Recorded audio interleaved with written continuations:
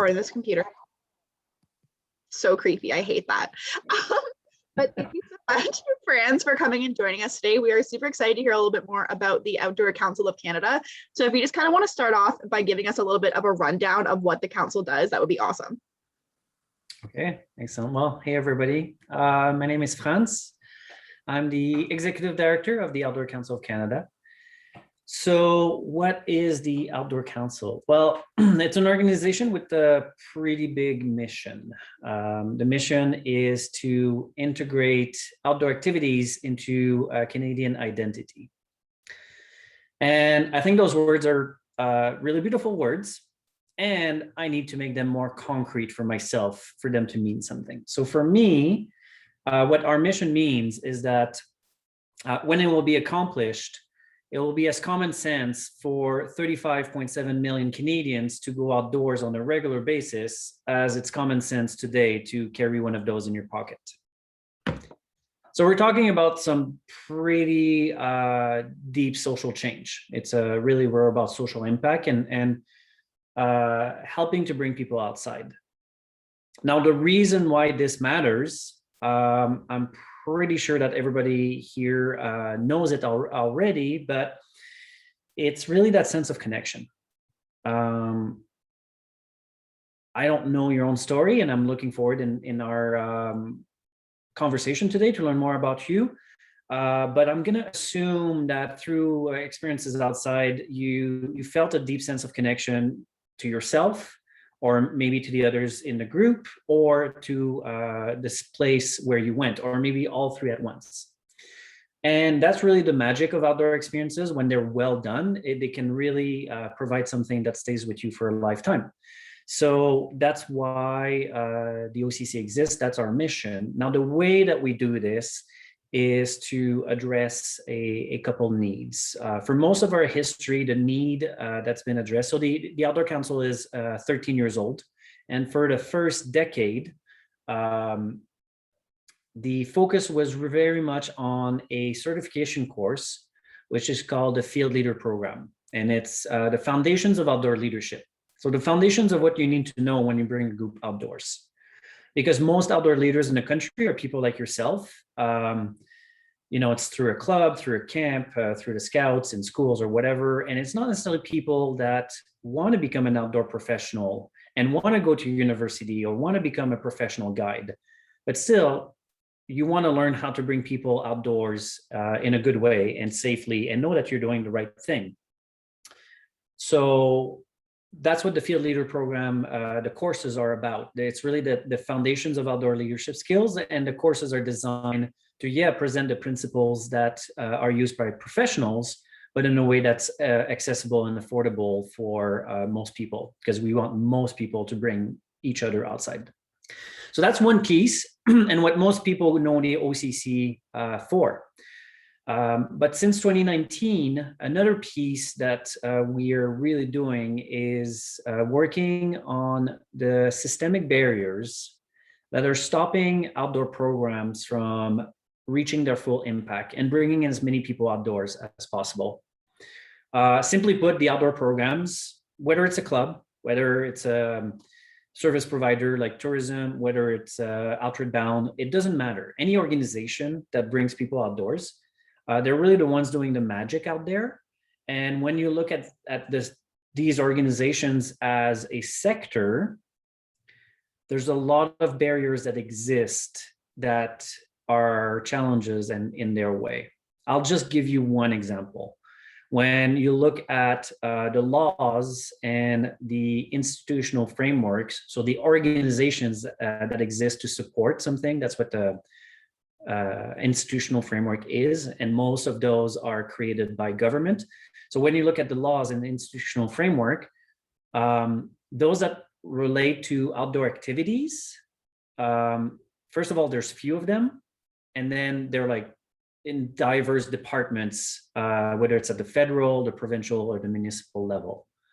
So that's not really good. When you look at a sector that's well organized, so whether it's transportation or any sector, or sports, or any sector you can think of that's well organized, really the laws and the institutional frameworks are pretty clear, pretty well coordinated, and that provides the support that's necessary for the growth of the organization that represent the sector.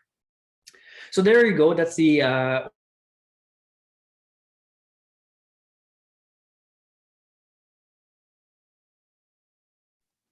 think we lost him first. Oh, Sorry. that's I think, Kate. Sorry, Franz. I think your voice kind of cut out. yeah. I think I froze for a little while. What's the last piece you heard? I think you're about to say that's about it or something along those lines. That's what I think it was, but Perfect. It froze at the right time. That's about it. There's a lot of like specific ways that I would be happy to talk about and whatnot based on your questions, but that's the gist of it. mm-hmm. So if anybody has a question at any time, please just like raise your Zoom hand or like post it in the chat. Either thing works. But for the time being, I guess I would love to hear more about how specifically does the Outdoor Council try to remove these barriers? Because obviously there's a number of them. Yeah. Well, the number one piece that we're doing right now is through a project that is called the Canadian Outdoor Summit. And simply put, what the Canadian Outdoor Summit is doing is bring together the outdoor sector and supporting conversations. So we can, as a community of practice, we can come to the foundational agreements on practices, on frameworks and whatnot that we can create ourselves. And then that really helps the sector be more respected and more seen. So for example, one of the framework with the summit is one on training and certification. I don't know what the club's experience is with getting training and certification, but the truth in Canada is that for the outdoors, it's a little bit all over the place.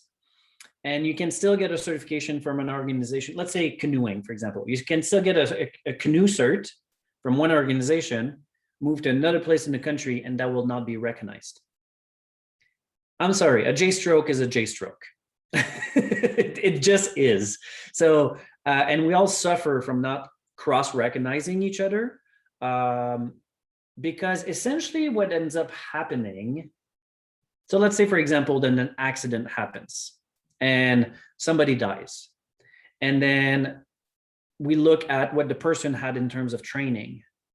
Well, it's really easy to argue that this person's training is not the right training because we don't recognize each other and whatnot. So creating agreements and frameworks of the kind where it's not that we create new training, it's more that we recognize the expertise that we already provide and teach. When an accident happens, then it's pretty easy. It's like, well, is this person actually prepared for their role or were they not prepared?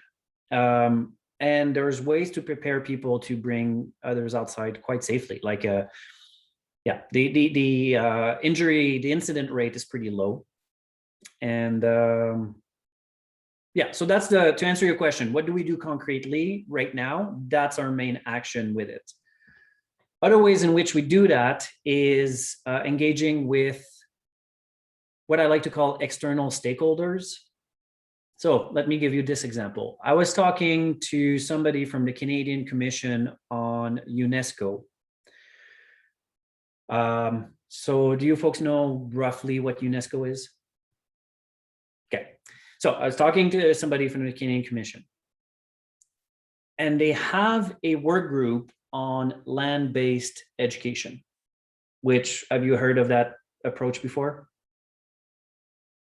Okay, long story short, and I'm not an expert, but land-based education is learning, so it's education through school, but learning through the land and going through the curriculum through the land and things like that. Actually, you know what? I'll make a little segue with my very favorite lesson.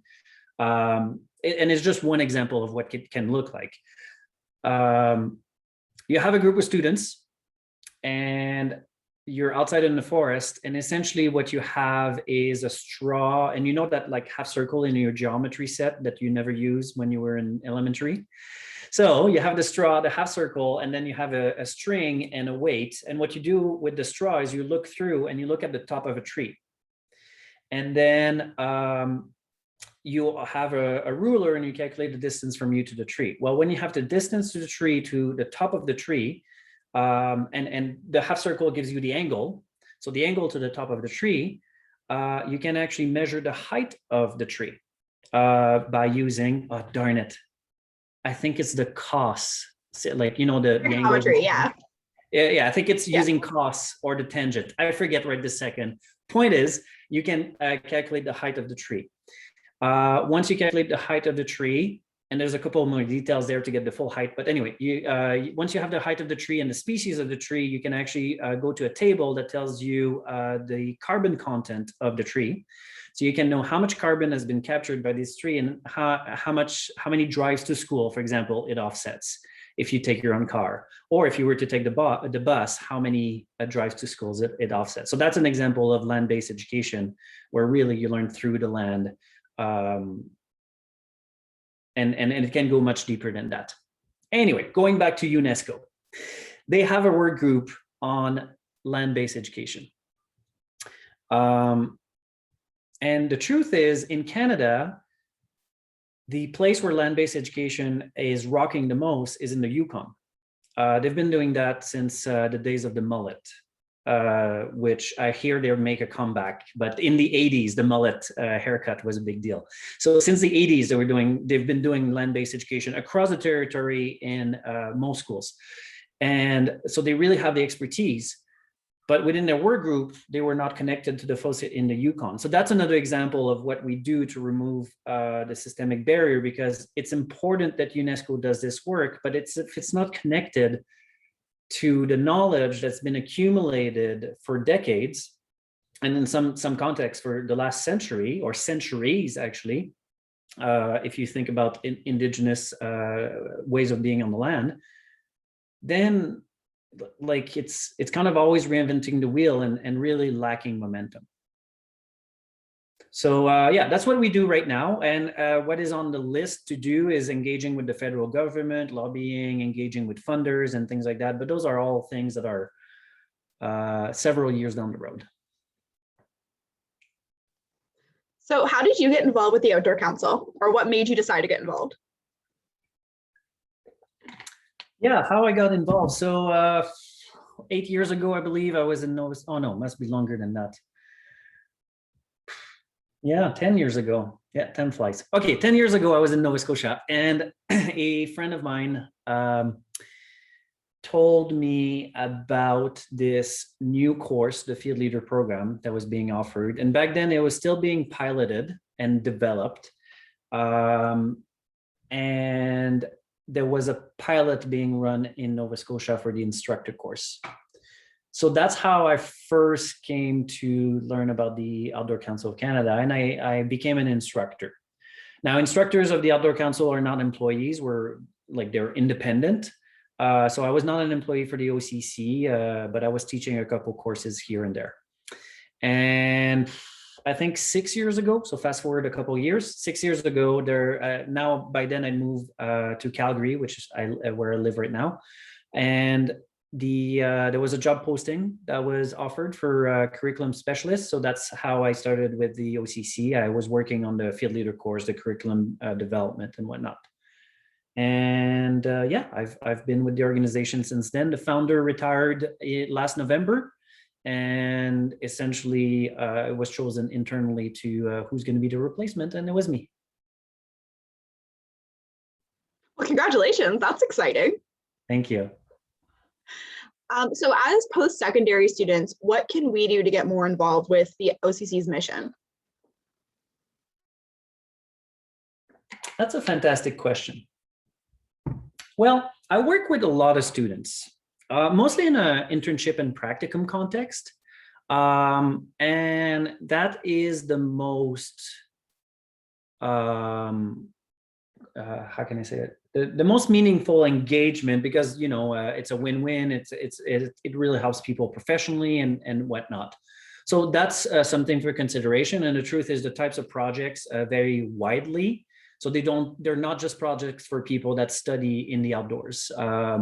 It could be multidisciplinary.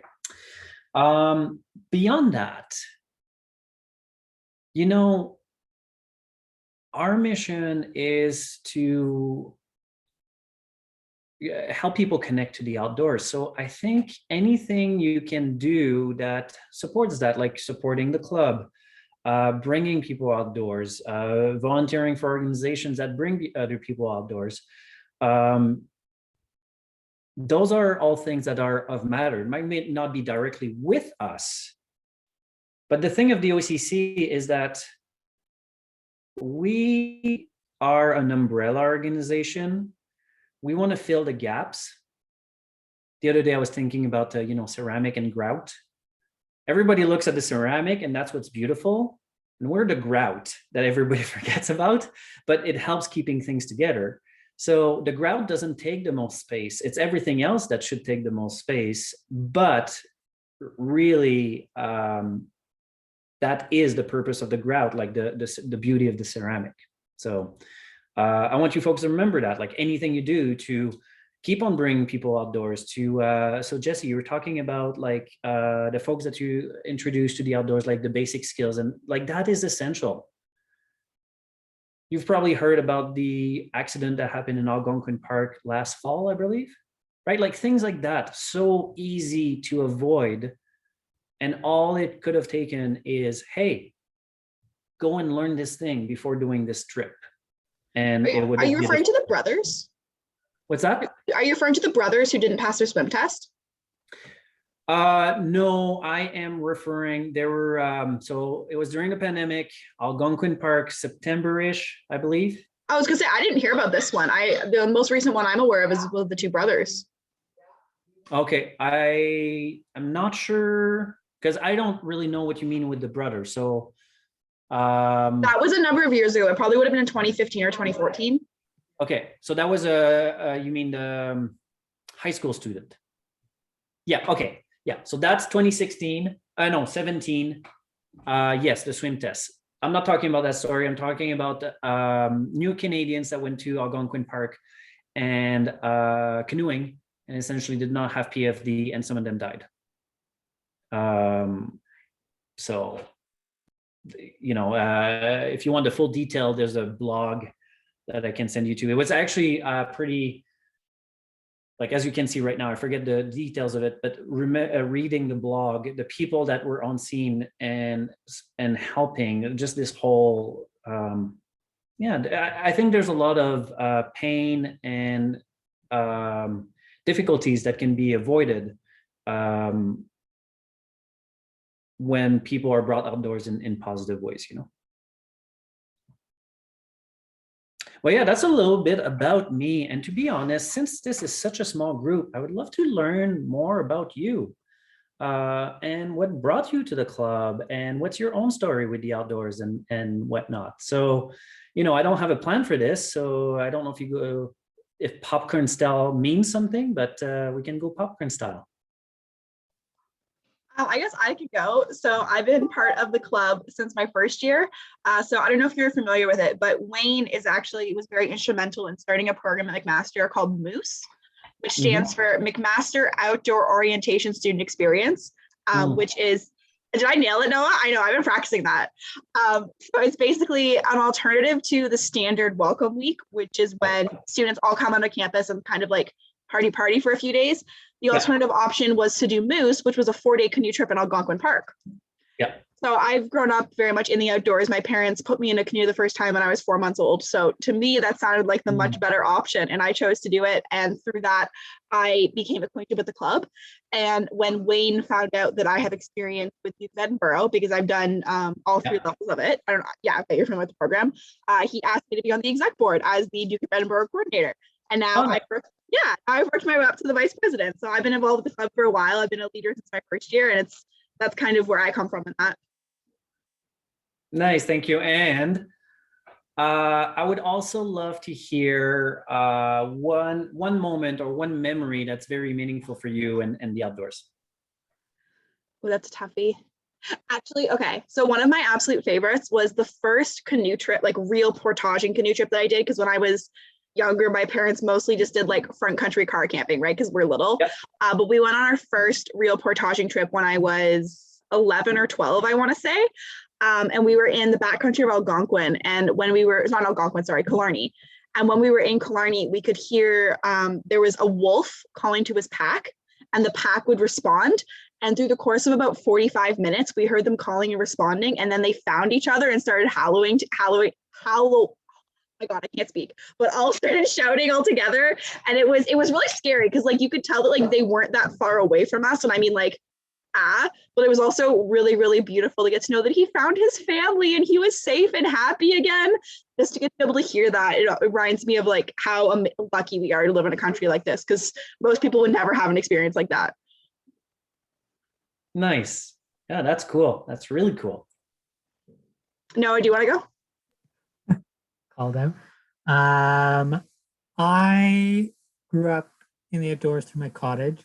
So I have a cottage just north of Aurelia that my parents bought a couple years after I was born. So grew up on the water and fishing and canoeing and all that sort of stuff. And then once I was old enough, my parents put me in scouts. So I did beavers, cubs, and scouts, got my chief scout through that and all that sort of stuff. And then high school kind of happened and that took a pause.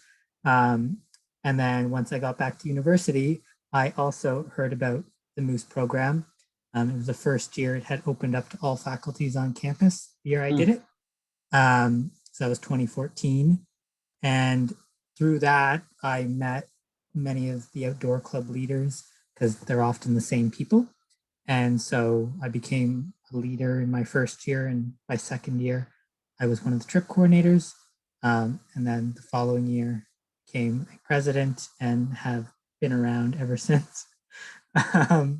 And so I'm still one of the presidents this year. So 7 years at Mcmaster, 7 years with the club, bringing out people of all different ability levels. I love it. I like bringing new people out, and even people that have already been out, getting them to try new things or new experiences. Like we went to Hawaii or the Grand Canyon, people that go out to the Rockies in BC. Like we go all over the place, and you're always trying something new. And I really enjoy that. Nice. And then, what was your special moment? Was it Special moose moment or something else? Lots of special moments, but I think the first like bigger backcountry trip for me was, I think, in my final year of Scouts when we went to a jamboree out in BC and we did some backpacking in the mountains there. And we had to like canoe out in big Voyageur canoes and to the island, and then we like hiked up it and camped at the top, and then had to backpack back and take a ferry out and everything. And I think that was my first like true trip. Like I had been smaller backcountry in Ontario and things like that. That was like the first big experience, and like that was my first really like my cool trip memory. Nice. And canoeing on the ocean was cool. I hadn't done that before.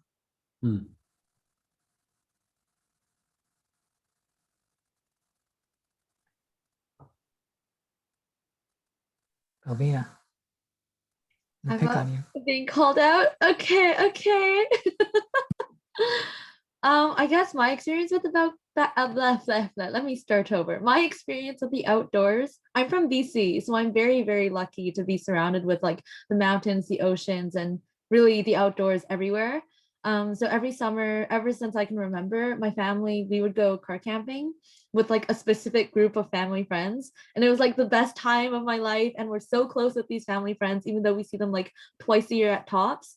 But like because we're spending 3 or 4 days just outside together and like bonding over terrible weather and like eating massive amounts of food that our parents cook on the campfires. There's just so many good memories. But in terms of like one specific, I'm also an exec of the club, the outdoor club. I got involved how many years ago now? 2 years ago, I think, with my first trip with the outdoor club. I did the Bruce Peninsula trip, and that was probably one of the special moments for me because it was my first backpacking trip. And that's like when I fell in love with backpacking, because I'd only done car camping up to that point and tons of day hiking, but never like being completely self-sufficient for a couple days on end. And then after that, I got involved with Moose as well. I love the program so much because you get to help first years, but also exchange students experience Canada's incredible outdoor nature. And it's just so much fun, and you really get to bond with everyone over those couple days that you're there. And then what else did I do? Then here I am again with the club, a social coordinator this year. I just love the club a lot. It's a lot of fun. This year's been hard because we can't see each other in person and we can't do a lot of the activities that we normally would, but hopefully next year we'll be able to. And I still really enjoy a lot of the events that we've been running this year. But yeah, special moment I think was Bruce Penn. But there's Nice. tons of other ones. Oh, and before we go to somebody else, what's your background? I'm Chinese. Well, my parents are from China, but I was born and raised in Vancouver. Oh, thank you. And I was asking about the picture in your background. Oh, this yeah, it's I was in Germany 2 summers ago for a research exchange, and this is a hike that we went on. There was a group there that invited a lot of international students. It was called Need for a Hike, and I was like, this is such a great name because I did need a hike and I needed a group of people to go on hikes with. And this was one of the trips that we went on. The leader was so great, and I think there were like 30 of us who were just running down this super, super steep hill, falling down. It was a great time. Nice. I had a feeling. So my heritage is Austrian, as some people know with my name. So I was looking at your picture, and there's something about your picture that I felt really connected to. So when you say, yeah, it's somewhere in Germany, Germany and Austria, it's Yeah, there's a strong connection. definitely. Very, very close. And I'll change my background now. Should even be even more familiar. This is in Salzburg. Yeah, nice. Yeah. It's kind of cool. I sometimes right now it looks like you're literally floating in. Yeah, there you go.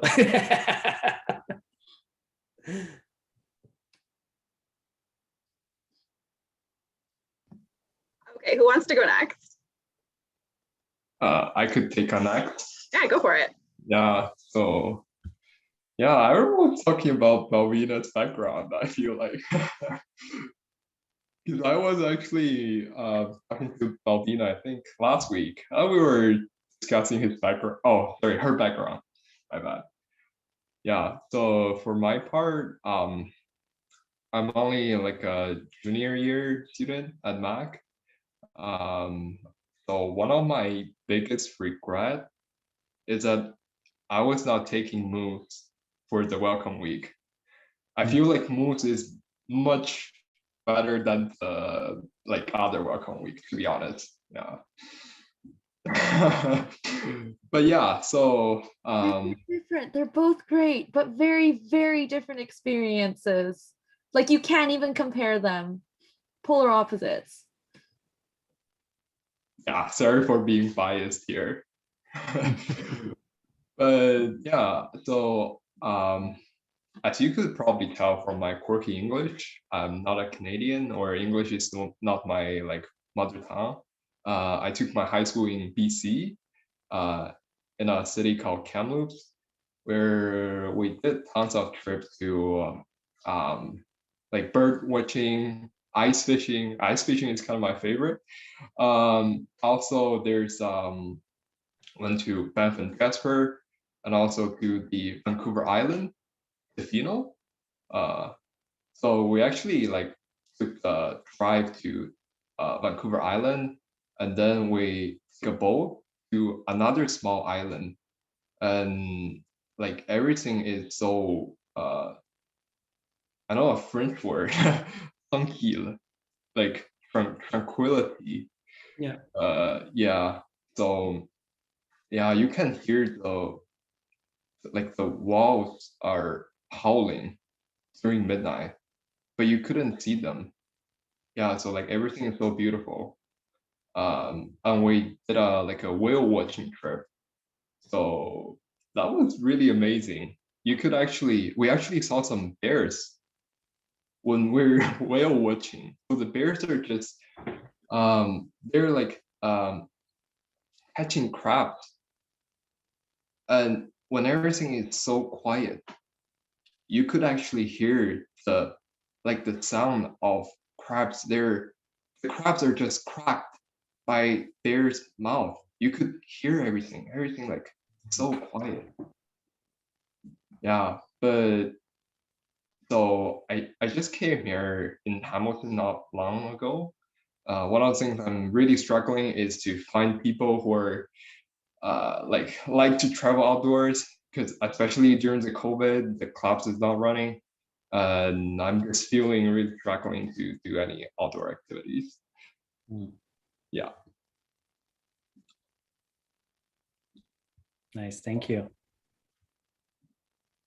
Oh, by the way, Fred, I saw your gender pronoun is it French? Yes. Yeah, Oh. so when French is my first language. Oh, interesting. Yeah. Hannah, you wanna go? Sure. Sorry I'm late, by the way. My class just ended. But I'm in my second year at Mac. I'm one of the trip coordinators for the outdoor club. And I guess like my experience with the outdoors started when I was really little. My dad was like really big into the outdoors, and my grandmother had a place on the water and like surrounded by woods. So we just spend like our weekends there, and we just always be outside. And then in grade 7, I started doing outdoor ed programs through the school board. And I worked my way up through them, and then eventually became an instructor there. And then in my first year at Mac, I knew a couple people in the outdoor club, and they kind of introduced me to more people, and I became a leader. And then I also helped organize Moose this past summer. And then I got more involved with the exec team. And I think one special moment I had in the outdoors, I was like leader in training on this outdoor trip for students that have been nominated by their teachers as like people who would really benefit from a leadership experience, especially in the outdoors. So it was this group of grade 8 or 9s, and a lot of them really didn't want to be there. And it was a 6-day trip in Algonquin, and the first 2 days it rained, thunderstorms, huge headwinds paddling up Opiongo. It was terrible. And everyone was just miserable, and they were all just saying how much they hated it and they wanted to go home. And then I think something that's really special about the outdoors is that it really just allows people to connect with each other in like a really special way. And so like nothing really changed. Like, I mean, the weather got better, but like the way we were leading the trip didn't really change. And then suddenly like we start hearing this talk in the canoes, and they're like, I want to do this next summer. Like, I can't wait until next summer to come back and do these trips. Like, I never want to go home. And I think it was just really cool seeing like how much can change in such a short period of time, just like kind of helped along by like being outside and like having that experience together. Nice. Thank you. Thanks for sharing your stories, folks.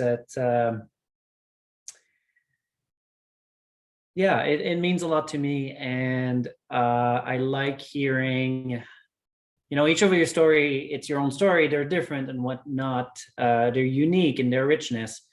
And then I also see the common thread, like, and you know what, I think Hannah, the connection piece, right? Like that you mentioned, there's that.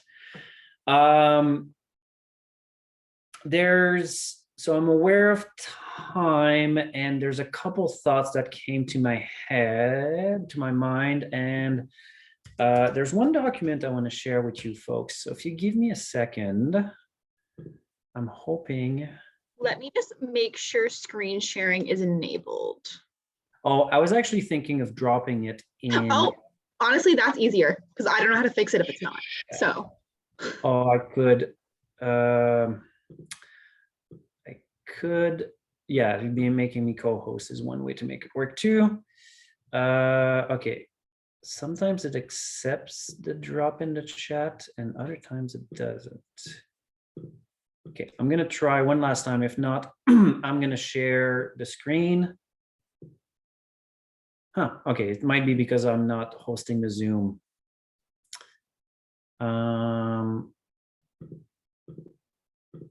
That it doesn't allow me to upload. So I'm gonna share the screen instead. Yeah, sorry about that. Yeah, that's all fine. So,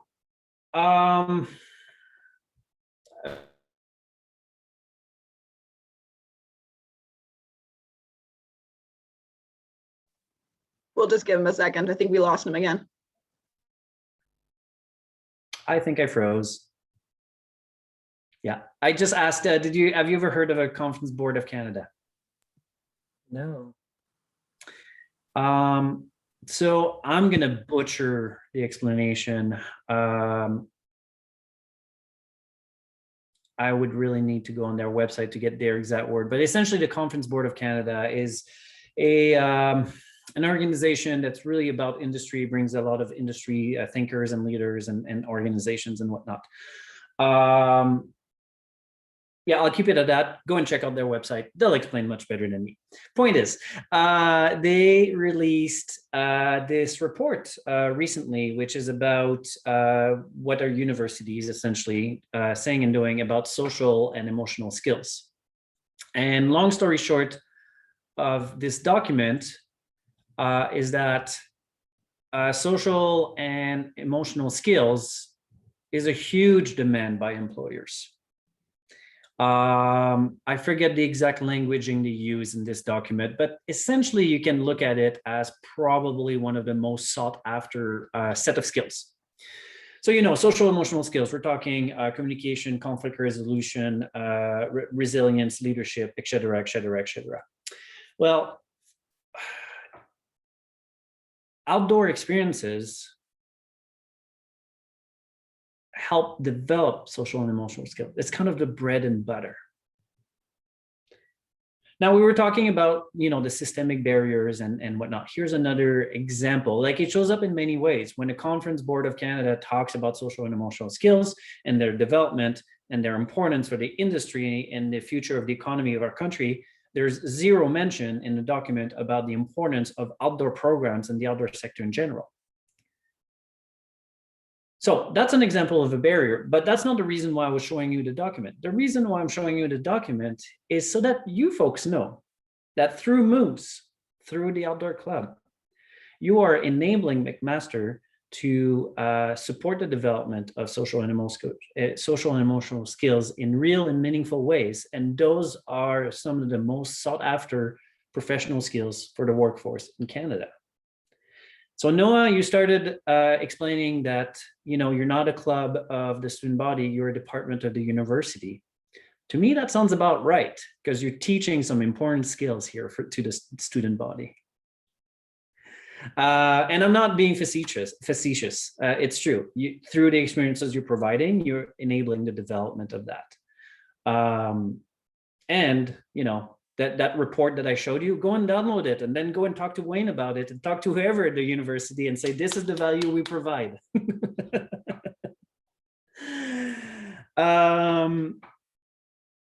You know, another little piece I wanted to mention about systemic barriers, and I started talking about it a little bit when we talked about the shutdown at Mcmaster and you know, the varsity sports still going. That's another example of a systemic barrier. Is that truly, when you think about it, the second safest place for the virus is outside. And it's much better than option one, which is what we're all doing right this second. However, when you look at traditional institutions and their adaptation to bring people outdoors in organized manner, it's been underwhelming. I believe that Mcmaster and any university in the country should have leaned into education outside with students. it's possible. Maybe not 100% of the time, but so much more than what exists. And don't go and tell me that varsity clubs provide such meaningful value that it's a given that they should be operating. No, that's not what happened. What happened is varsity clubs and sports in general are pretty well organized, and a lot of barriers don't exist. So they were able to push and lean on their reputation. And the truth is the outdoor sector is not able to do that yet. So that's what we're working on, right? Like I don't know, if people say, oh, now we're going to live pandemics every decade. Well, you know, if we accomplish our mission 10 years from now, the students following you, well, the club would be running, Moose would be going, and then multiple classes would now be outside and keep people safe. Now, I know that, you know, Ontario has different limitations than BC, but nonetheless, we're not looking at remote wilderness here. We're looking at spaces that are safer for the virus. So I didn't want to mention those pieces, like both the potential and the beginning of, or the potential for recognition, and also where we're at. Then I was curious, we got about 10 minutes left. So do you folks have any more questions? What do you want to talk about? I think a really interesting question that we'd like to hear about is, how do you think that we can, especially speaking about barriers in the outdoors, how do you think that we can make outdoor spaces a more welcoming space for people who are maybe considered to be part of minority groups? Because at the current time, it's very common for it to be viewed as a more of a majority group activity. And I know that's something that we in the Outdoor Club definitely want to open up more. Yeah, that's a good question. I will state the obvious, being a white male. I may not have the best opinion. Well, I may not have the best knowledge to provide guidance here. However, what I will say is seeing yourself and seeing each other is important. There's I forget who I was talking with a few days ago, but they were observing that there's actually a lot of females that take outdoor courses and outdoor training, but when you look at the profession, it's white males. We actually, fun fact, our main demographic on all of our social medias is women. Yeah, so whether it's ethnicity or gender or whatnot, I think I don't know how specifically it happens and when it happens, but there's a lot of people that are in the room and are connected and are active that then don't go to are not found the next time where, you know, it's in a position or in a profession or in a role or whatever. So how do we keep on pushing and keep on keeping doors open so that there can be more diversity? Like, I mean, really within your club's executive, already it's encouraging that there's people from different backgrounds that are taking the leadership. Well, my hope is that 5 years from now, you're still in a leadership role about the outdoors in one way, shape, or form, because that really matters. That being said, there are additional barriers that are being faced just because of gender or ethnicity and whatnot. So I think some of it is having open and honest conversation. I think some of it is also people in power being able to state, yeah, this is a barrier that exists that we're creating, whether willfully or unwillfully. So how do we dismantle that? Yeah, dismantle that. So, you know, those are just broad and general ideas. The Canadian Parks Council on Innovation and Leadership, CIPSIL, you know what? They are spearheading research into inclusion in the outdoors. I don't know if they go as far as saying anti-racism in the outdoors, but at least in the same ballpark. You may want to reach out to them and invite them and have a conversation about this, learn more about what they're doing. I personally don't know the specifics because I haven't heard in a while. And then There's different folks and individuals across the country, many of them in Ontario, actually, or actually several of them in Ontario, that are specifically working to make the outdoor spaces less racist and less elitist. And the truth is, I'm working with a student right now that's developing what we call the Canadian list. Like, that list for the US exists. He's making the Canadian list. It should come out in a few months from now, and we will share that. So maybe at that point in time, I could just send it to you. And those are folks you could invite and talk with and whatnot. And I think those people are much more experts in that subject area. I might provide something much better than what I can today. So I don't know, does that answer your question? No, that was actually awesome. Especially the resources you gave, that was super helpful. Thank you. All right, before I keep hogging Franz, does anyone else have any questions? You mentioned at the beginning about the need for certifications that work across multiple jurisdictions for a number of reasons, and that your organization had worked on a few of them. What would be some of those certifications that exist that would be recognized, like across Canada or internationally, that we might want to recommend to our members and other members of Mcmaster, that if they're interested in the outdoors, these are what they should be looking to go for? Yeah, that's a great question for which I don't have a good answer. Well, I guess the exact answer to your question is none, because there are no certification that are truly recognized across the country, plus international, that would be good for members. You know, if you want to go international, yeah, you can become a mountain guide for the Association of Canadian Mountain Guides. That's a couple of $1,000s, and just for the entry-level course, and a couple years of prep work to meet their prereqs. You know, you can take a Paddle Canada course, which you're going to be recognized in most provinces, not all of them. So yeah, that's part of the issue, right? Like, how can you ask for support for a sector that doesn't recognize itself? And I'm not saying that we should create monopolies. It's not about Paddle Canada being the training provider. It's about Orca in Ontario and Paddle Canada recognizing each other, you know, so that when you folks do, I don't know, let's say you do an Orca level 2, and then you move to Quebec, or you move to the Yukon, or you move to BC, it's like, oh yeah, Orca level 2, we know what this means, moving on. It's not like, and now you need to pay more. Yeah, I have my Orca 3, and I was given a job as a paddle instructor at a summer camp, but it was even in Ontario, but they wanted me to transfer my Orca to Paddle Canada to a lower level of Paddle Canada, even though I already had my Orca. Yeah, exactly. So stuff like that. Here, stuff like that, the silos, the issues.